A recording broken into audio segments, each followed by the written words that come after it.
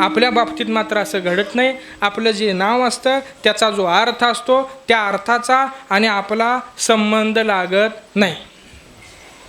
एखाद्याचं नाव चैतन्य असतं, किती वेळ राहणार आहे? किती वेळ चैतन्य राहील? नाही राहत महाराज. एखाद्याचं नाव अविनाश, त्याचा नाश होणार आहे का नाही? एखाद्याचं नाव अमर असतं, इथं कोण असलं तर अंगावर ओढून घेऊ नका, फक्त उदाहरण सांगतोय. एखाद्याचं नाव अमर असतं म्हणून तो अमर आहे का? त्याला अमरत्व मिळेल का? नाही महाराज. कारण त्याच्या नावाच्या अर्थाचा आणि त्याचा संबंध नाही. का नाही? तर ते जे नाव आहे हे त्याचं नाही, त्याला ठेवलं गेलेलं आहे. ज्ञानोबारायांची ओवी आहे, ठेविल्या नावाशी ओढ येत उठी, त्याला सवय लावली जाते, हे तुझं नाव आहे. मग असं आपल्या बाबतीत घडत नाही. कारण आपलं नाव आपलं नाही. आपलं नाही याचं कारण आपल्याला ते काय केलेलं आहे? ठेवलेलं आहे. तो 16 संस्कारामध्ये नामकरण एक विधी नावाचा संस्कार आहे. त्याला बारसं म्हणतात, त्याला नामकरण विधी म्हणतात, नाव ठेवणं म्हणतात. लोकांनी आपल्याला काय केलेलं असतं? नाव ठेवलेलं असतं. आता तुम्ही म्हणाल लोकांनी नाव का ठेवलेलं असतं? तर लोकांना नावं ठेवायची सवय असते. तुम्ही सप्ताह केला तरी नावं ठेवतील, नाही केला तरी ठेवतील. त्याच्यामुळे आपण आपल्या पद्धतीनं एखादा यथामती यथाअवकाश तो कार्य पार पाडायचं असतं. म्हणून करता तुकोबाराय सांगतात की बाबा ह्या हरिनाम परमात्मा श्री हरीचं जे नाम आहे, जे त्याच्यानुसार जे कार्य आहे ते अभिप्रेत असल्या कारणानं महाराजांनी हरिनामाचा उल्लेख केला. पण महाराज असं सांगतात, सर्व कामे करे न सांगता. देव हा हरी भक्ताची कामं न सांगता करतो. सर्व कामे करी न सांगता. पण कधी करतो? कोणाची करतो? भक्तांची करतो. मग तुम्ही असं, आपण असं म्हणू शकतो आम्ही देवाचे भक्तच आहे की, आपले कामं का करत नाही तो? मग आपण भक्तच आहे, पण आपण आपलीच यादी केली भक्त म्हणून. देवाच्या यादीत नाव नाही आपलं. देवानं सांगितलं पाहिजे हे माझे कोण आहेत? भक्त आहे. मग भक्त कुणाला म्हणायचं? आता भक्त कुणाला म्हणायचं याची संज्ञा तुम्ही आम्ही पडताळून बघण्यापेक्षा भक्त ही संज्ञा ज्याच्यामुळं उत्पन्न झाली तो देव, त्या देवाला विचारायचं तू नेमकं भक्त कुणाला म्हणतो? तर देवाने गीतेमध्ये 7व्या अध्यायात वर्णन केलेलं आहे. चतुर्विधा भजन्ते माम जना सुकृतून अर्जुन आर्तो जिज्ञासूर अर्थार्थी ज्ञानीच भरतर्षभ.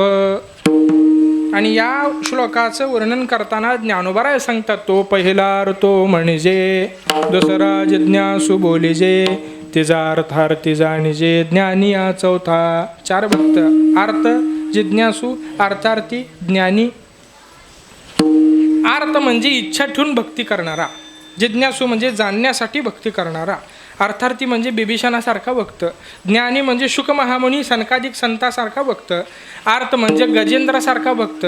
गजेंद्राला लक्षात आलं आता आपल्याला नकराने पकडले, आपले आप्त इष्ट मित्र स्वगत स्वशाखीय जे सगळे काठावर उभे आहेत तळ्याच्या, त्यांच्याकडून आपली सुटका होणार नाही. आता सुटका करायला देवाला हाक मारली पाहिजे. मग ती इच्छा ठेवून देवाला बोलवलं तरी सुद्धा देव आले. कितपत धावत आले माहिती आहे का? नामदेवरायांचं प्रमाण आहे. नामदेवराय सांगतात देव गजेंद्राकडे निघाले आणि गजेंद्राकडे निघत असताना देवाला लक्ष्मी मातेने विचारलं, अहो एवढ्या तडकाफडकी कुठं निघालात?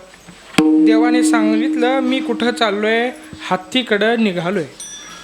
आता हत्तीकडे निघालोय लक्ष्मी मातेला देवाने सांगितलं, पण सांगत असताना हत्ती असा शब्द उच्चारत होते त्यावेळेला हा असं म्हणाले त्यावेळेला लक्ष्मी मातेजवळ होते आणि हत्ती असं पूर्ण व्हायच्या अगोदर जिथं पोचायचं तिथं पोचले होते. हा कहे लक्ष्मी, ती कहे गजराज. नामदेवरायांचं प्रमाण आहे.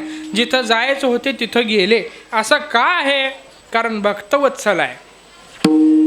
भक्ताने देवाला हाक मारली की सर्व कामे करे न सांगता लगेच धावतो. म्हणून तुकोबारायांनी सांगितलं, मोये धाव घाले पाना, मोये धाव घाले पाना, मोये धाव घाले पाना, मोये धाव घाले पाना,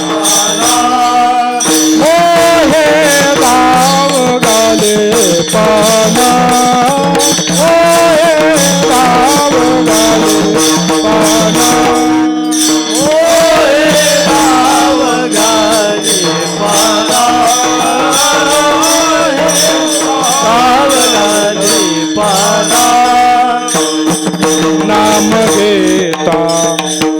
पंढरीराना नाम घेता पंढरीराना मोहे धाव घाले पाना मोहे धाव घाले पाना नाम घेता पंढरीराना नाम घेता गाले पाना गाले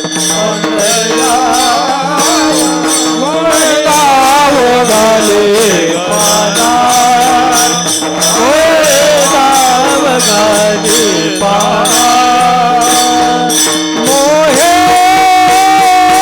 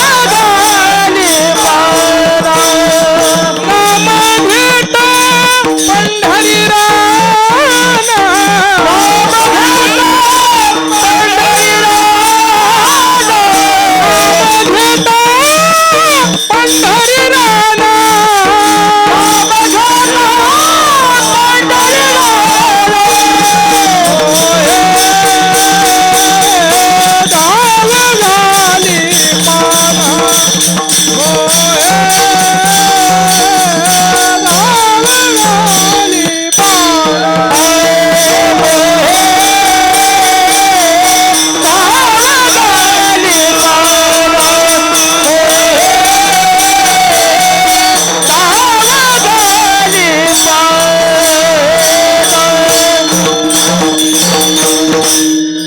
मोहे गाव गाली पाना मोहे पाना नाम घेता पंढरीराना. जसं गाईला वासरू दाखवल्यानंतर काय येतो? पान्हा फुटतो. आता आपण नालाय काय, वासरू बाजूला दूध आम्ही घेतो, पण तिला पान्हा आपल्यासाठी दिलेला असतो का? नाही महाराज, तिला वासरूसाठी, तिच्या वासरासाठी तिनं पान्हा दिलेला असतो. नाम घेता पंढरीराना. तसं भक्ताला पाहिल्यानंतर, भक्ताची हाक ऐकल्यानंतर या देवाला धावून यावं लागतं. तसं गजेंद्रासारखं देव जातात, इच्छा ठेवून बोलवलं की अर्थ स्वरूपाचा भक्त, जिज्ञासा असणारा जनक राजासारखा भक्त असावा, त्याला जिज्ञासू भक्त म्हणायचं. मग तो पहिला अर्थ म्हणजे ही ओवी बघितली, ते त्या अर्थ तो आरतेचे निव्याजे, जिज्ञासू तो जाना वयाची लागी भजे, ते जेने तेने इच्छेने जे अर्थ सिद्धे, मग चौथे याचे ठाये काहीच करणे नाही, म्हणून भक्तुय कुपा हे ज्ञानी आजो. आता इथं गंमत केली ज्ञानोबराय. ज्ञानोबराय म्हणतात ज्ञानी आजो. आता जो म्हणल्यानंतर व्याकरणिक दृष्ट्या निर्देश पूर्ण होत नाही बरं का. उदाहरण सांगायचं तर तुम्हाला एकच, जो म्हणजे कोण, तर जो म्हणजे कोण असं जो म्हणल्यानंतर लक्षात येत नाही. कधी लक्षात येतं? जोच्या पुढं निर्देश सांगावा लागतो आणि त्या जोची जागा कुणी घ्यावी लागते? तोनी घ्यावी लागते. जो कोण? अमुक अमुक अमुक असा तो. निर्देश सांगितल्या, जोच्या अगोदर निर्देश नाही सांगता येत, जोच्या नंतर निर्देश सांगायचा असतो आणि तिथं काय येतो? मग जोच्या ऐवजी तो येतो. हे व्याकरणिक भाग आहे. जो न निर्देश पूर्ण होत नाही. जो म्हणजे अमुक अमुक पुढं निर्देश सांगायचा आहे आणि जोचं वर्णन तिथं कुठपर्यंत गेलं पाहिजे? तोपर्यंत. जोच्या ठिकाणी काय आला पाहिजे? तो आला पाहिजे. म्हणजे परिजानोन इथं म्हणलेलं आहे ज्ञानी जो. आता जो म्हणजे कोण? इथं निर्देश भक्त म्हणून वर्णन संपलं का? भक्ताचं निर्देशन आपल्याला कळलं का? कोणता भक्त, कोण भक्त, नाही कळलं. जो असं ज्ञानोबरायांनी ओवी संपवली. आता जो कोण ते पुढं ज्ञानोबरायांनी वर्णन केलं आहे. आता हा व्याकरणाचा भाग आहे. मला कळतंय वेळ व्याकरणाची नाही शिकरणाची आहे. तुमच्याकडे शिकरण असते का? आमच्याकडे दुधात केळं टाकले की शिकरण म्हणतात बरं का त्याला. तर ते वेळ त्याची आहे, पण आपण बघतोय व्याकरण शिकरणाची वेळ जरी असली. तर गंमत अशी झाली, ज्ञानोबरायांनी वर्णन केलं ज्ञानी जो. आता जो कोणते आहे का? ज्ञानोबरायांनी वर्णन केले परिजानो नियामा, ते त्याच अध्यायातले ओवे आहेत. जो पाहो विसरला मागावते, जैसे सागरा येवोनी सरिते भुरडावे ठेले तैशी अंतःकरण कुहरी उपजली जयाची ती प्रतिगंगा मज मिनली मग तो मेहे काय बोली फार करू. इथं भक्तांचं वर्णन संपूर्ण केलं. मग जो कोण परी जाणून या माते भगवंताला जाणणारा पण जो पाहो विसरला मागवते जाणून नेंता असणारा असा त्याचा अर्थ आहे. म्हणून तुकाराम महाराजांनी एका ठिकाणी मागणी केली जाणून नेणते करी माझे मन. जैसे सागरा येवोनी सरिते भुरडावे ठेले. सागरा म्हणजे समुद्राला, येवोनी सरिते म्हणजे नदीनं मिळावं. त्याप्रमाणे तैसी अंतःकरण कुहरी उपजली म्हणजे त्याप्रमाणे नदीप्रमाणे ज्याचं वाहनं अखंड आहे, ज्याचं भजन अखंड आहे त्याला भक्त म्हणलेलं आहे. माझे ठाई ज्याचे चित्त अखंड जडले भजनयुक्त त्या तेच बोली जे मदभक्त तेचे संत सज्जन अखंड न खंडे अभंग न भंगे तुका म्हणे गंगे मिळणे सिंधू.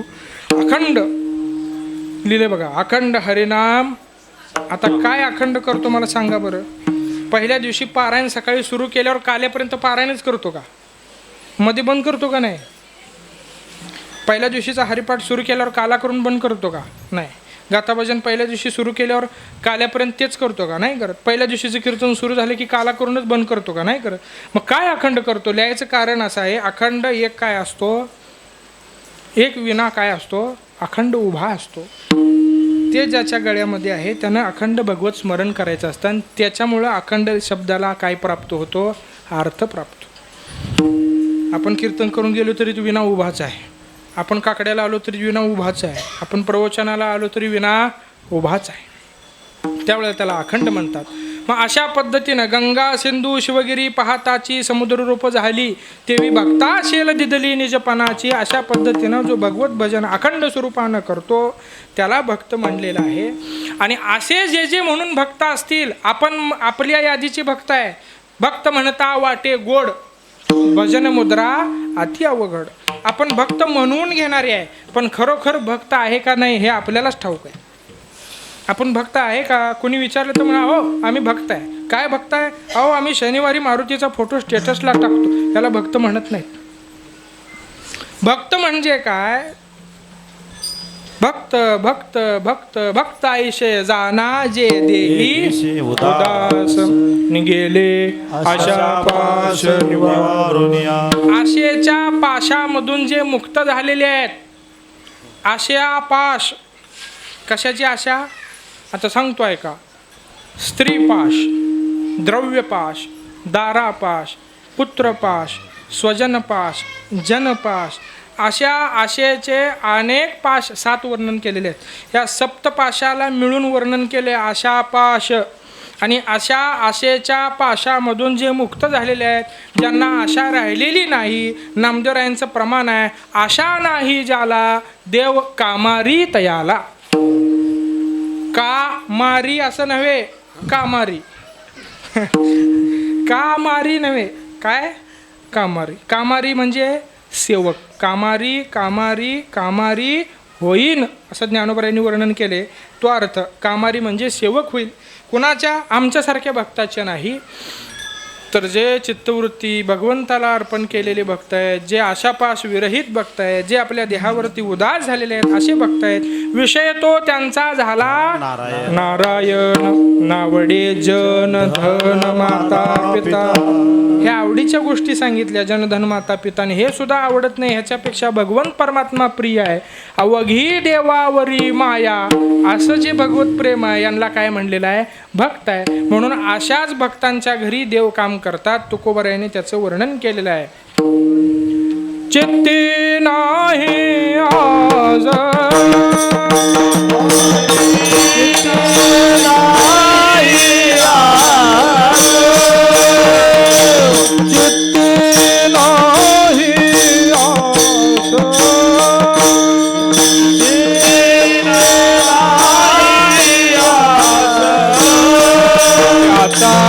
पांडुरंग दास त्याचा पांडुरंग दास.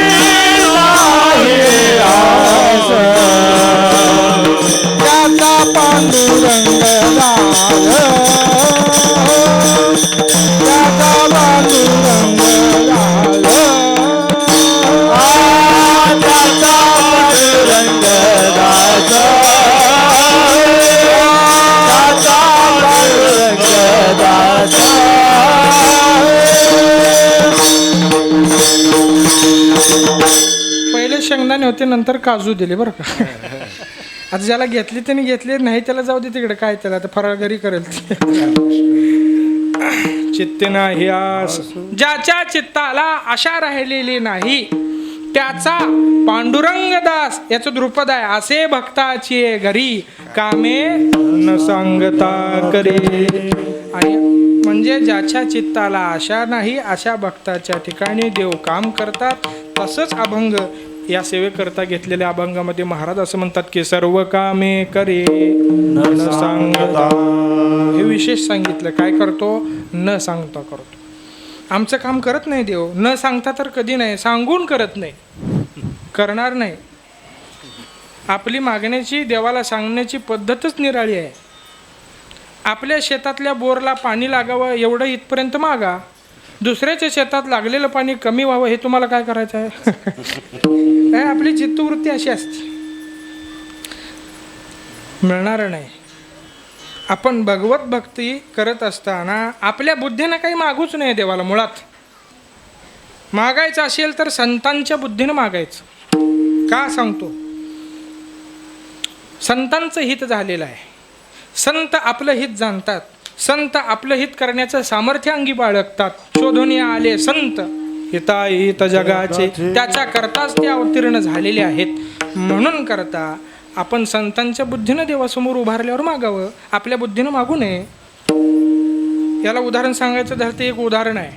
आपण बऱ्याच वेळेला आजारी पडतो का नाही? इकडं कोण आजारी पडत नाही का? पडतात की. आमच्याकडे तर बरेच वेळेला पडतं. आजारी पडल्याच्या नंतर आपल्याला औषध घ्यावं लागतं का नाही? आता सांगा मला, आजारी कोण पडलंय? आपण. औषध कोणी खायचं? आपण. त्याचा खर्च कोणी करायचा? आपण. त्या औषध आणल्याच्या नंतर ती कडू सगळं जे पचवायचं आहे ते सगळं कोणी करायचं? आपण. पण औषध कोणाच्या बुद्धीने घ्यायचं? डॉक्टर. हां, नाही तर इथं आपण म्हणा चालणार नाही. किंवा कोर्टामध्ये आपल्याला काही वेळेला जावं लागतं, नाही असं नाही. गेल्याच्या नंतर आपल्याला पाहिजे ती गोष्ट होण्याकरता आपल्याला काही गोष्टी तिथं बोलाव्या लागतात. ते बोलायचं असतं, आपल्याला पाहिजे ते होण्याकरता बोलायचं असतं. आपल्याला हवं ते होऊ दे म्हणून बोलायचं असतं. पण बोलताना आपल्या बुद्धीनं बोलायचं नसतं. तिथं बुद्धी कोणाची पाहिजे? वकिलाची. समजा आपल्याला राहण्याकरता आपल्याला घर बांधायचं आहे, जागा कोणाची पाहिजे? आपली. महानगरपालिका? हां, आपली पाहिजे. जागा आपली पाहिजे. घर कोण बांधणार? आपण. त्याच्यात राहणार कोण? आपण. त्याचा खर्च कोण करणार? आपण. कोणाला पाहिजे तसं बांधायचं? आपल्याला पाहिजे. त्याला रंग कसला? आपल्याला पाहिजे तसा. परशी आपल्याला पाहिजे तशी. पण बुद्धी इंजिनियर. हां, बुद्धी त्याची असेल तर आमच्या बुद्धीनं बांधलं तर ह्या पावसाळ्यात बांधलं, पुढच्या पावसाळ्यात काय राहत नाही. त्या न्यायानं आपण केलेल्या काही कर्माच्या बद्दल देवासमोर मागण्याचा प्रसंग येत असेल तर संतांच्या बुद्धीनं मागावं. आपल्या बुद्धीनं मागितलं तर हित होणार नाही महाराज. म्हणून इथं तुकाराम महाराज सांगतात की देव खरे भक्त देवाला मागतच नाहीत. मग तुकाराम महाराज म्हणतात आम्ही देवासमोर उभे असलो तरी काही मागणार नाही, पण देव मात्र हुशार आहे. सर्व कामे करी न सांगता. देव न सांगता करतात. का करतात? त्याचं कारण महाराजांनी सांगितलेलं आहे. साठविला राहे हृदय संपुष्टी. हृदयामध्ये तो देव स्थित असतो. जे उभे भक्त आहेत का, ज्या देवाच्या यादीमध्ये ज्या भक्तांची नावं आहेत का, त्यांच्या हृदयामध्ये देव स्थित आहे. तैसा हृदयामध्ये मी रामू असता सर्व सुखाचा, असं वर्णन केलेलं आहे. किंवा तुम्ही म्हणाल आम्ही त्याला कशाला साठवायचं? साठविला हरी जी हृदय मंदिरे. मारुतरायाचं वर्णन आहे. मारुतरायाने हृदय मंदिरामध्ये देवाला साठवलं. संपुष्ट हे हृदय पेटी करोनी पोटी साठवू. मारुतरायांचं वर्णन, मारुतरायांचा प्रसंग आहे. मारुतरायाने हृदयामध्ये देव साठवला महाराज. म्हणजे ते प्रसंग असा आहे, अयोध्येला देव वनवास संपवून परत आले. परत आल्याच्या नंतर सगळ्यांना दक्षिणा दान देवाने भरघोस दान केलं. दान करत असताना मारुतराया सोडून सगळ्याला दान दिलं. मारुतरायाचं गोष्ट काय होणार आहे हे देवाला माहीत आहे. देव सर्वज्ञ आहेत. सीता मातेने मारुतराया देवाला विचारलं, म्हणजे तुम्ही सगळ्यांना दिलं बक्षीस, मारुतरायाला दिलं नाही. देव हसले. देव म्हणले त्यांना देण्यासारखं माझ्याकडं काही, तुम्ही द्या म्हणले काय द्यायचं असलं तर. सीतामातेने एखादा नवरत्नाचा हार घेतला मोठा, पृथ्वीची किंमत एका बाजूला आणि त्याची किंमत एका बाजूला. पृथ्वी मोलाचा हार दिला असेल एखादा. मारुतीरायाने हार घेतला, तोडला, त्याच्यातलं एक रत्न काढलं, दाढेखाली घातलं, फोडलं, बघितलं, फेकलं. दुसरं रत्न काढलं, फोडलं, बघितलं, फेकलं. तिसरं, चौथं, असं ओळीनं मारुतीराय एक एक रत्न काढायचे, फोडायचे, बघायचे, फेकायचे. सगळा दरबार हसू लागला. ह्याला काय कळतंय म्हणले, ह्याला दिलंय, याला त्याची किंमत नाही. देवाने सीतामाता विचारते, अहो मारुतीराय असं का केलं, त्याची किंमत किती मोलाचं आहे ते. नाही म्हणले, ज्याच्यामध्ये माझा राम नाही ते मी घेऊन काय करू, ते मला नको आहे. आता सगळेच एका ठिकाणी जमलेले लोक एका चित्तवृत्तीचे असतात असं नाही. काही दुष्प्रवृत्तीचे लोक दरबारामध्ये उपस्थित होते. त्यांनी सांगितलं त्याच्यात राम शोधतो, तुझ्यात आहे का. मारुतीरायाने काय केलं, महाराज छाती फाडून दाखवली. राम पंचायतन हृदयामध्ये मारुतीरायाच्या अधिष्ठान अशा पद्धतीचं दाखवलं. म्हणून हे भक्त साठविला राहे हृदय संपुष्टी बाहेर दाकुटी. मग हृदयामध्ये जर देव स्थित झाला असेल तर त्याच्यापेक्षा बाहेरची मूर्ती धाकटी आहे. मग सोन्याची असली काय, प्लॅटिनमची असली काय, रत्नजडीत हार घातला काय, षोडशोपचारे पूजा केली काय, 56 भोग दिले काय.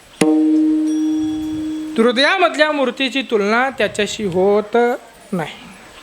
म्हणून करता बाहेर धाकुटे मूर्ती उभा. पण त्याला साठवून फायदा काय आहे.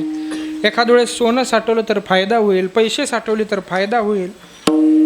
आपल्या तिजोरीला एक खडून रेष ओढून ठेवा, इथपर्यंत भरायचं आहे, त्याच्यावर तरी थांबायला पाहिजे. मग देवाला साठवून फायदा काय.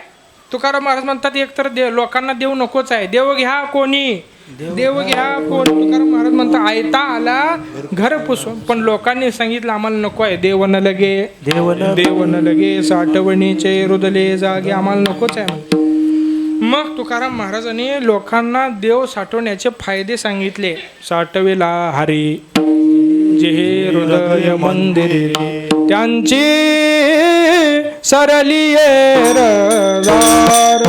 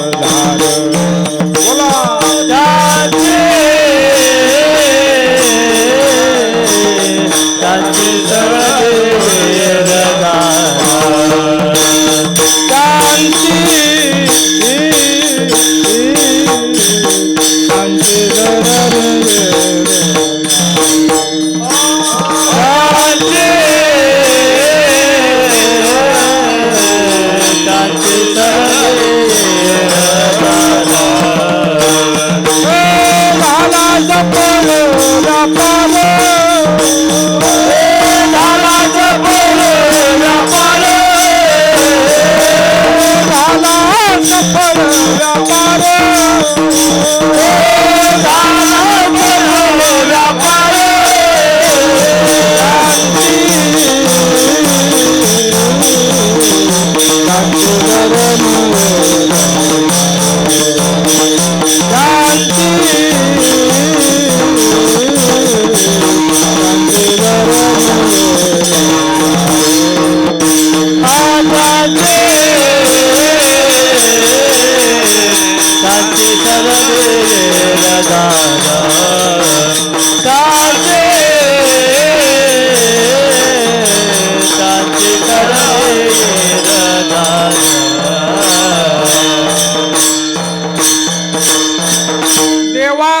साठवण्याचा फायदा त्यांची सरली यर. यरजार सरली म्हणजे इथनं उठायचं आणि CST जायचं आणि घरी यायचं, त्याला यरजार आहे का? हे हेलपाटा म्हणतात त्याला. आपल्या सामान्य गावठी भाषेत काय म्हणते, तुमच्याकडे हेलपाटा माहीत आहे ना? हां, यरधार, याला यरधार म्हणलेलं आहे, पण इथं कोणती यरधार म्हणतायत? पुनरुपी जननम पुनरुपी मरणम. ही जी यरधार सांगितली, जननी हे जे वर्णन आहे त्याच्यामध्ये, पुन्हा यायचं पुन्हा जायचं पुन्हा म्हणजे जन्माला येणे आणि जाणे, ही यरधार सरली. झाला सफळ व्यापार. व्यापार कधी सफळ होतो? ज्या वेळेला आणलेलं मुद्दल राखून पुन्हा वाढीव फायदा आपल्याला प्राप्त होतो, त्यावेळेला व्यापार चांगला झाला. मुद्दलामध्ये पडे तोटा ऐसा खोटा उदीम. घातलेलं मुद्दलच जर त्यातून मिळालं नाही तर तो खोटा म्हणजे व्यापार, उदीम म्हणजे व्यापार काय आहे? खोटा आहे. मग महाराज म्हणतात याला साठवण्याचा असा फायदा आहे. साठवला तर तो राहतो, बाहेर दाखुटी मूर्ती उभा. पण हे भक्त देवासमोर गेले की हे देव त्यांच्या मुखाकडे पाहतात. मागण्याच्या आस पाहे मुखाकडे.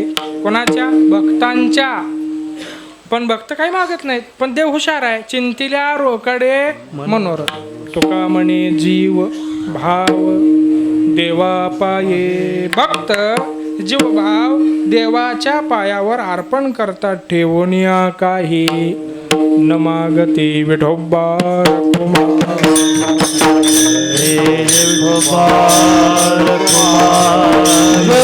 विठोबा रखुमा.